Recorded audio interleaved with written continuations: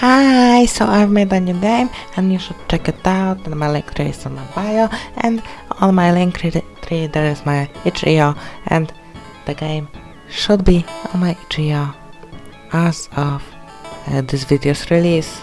Okay, bye!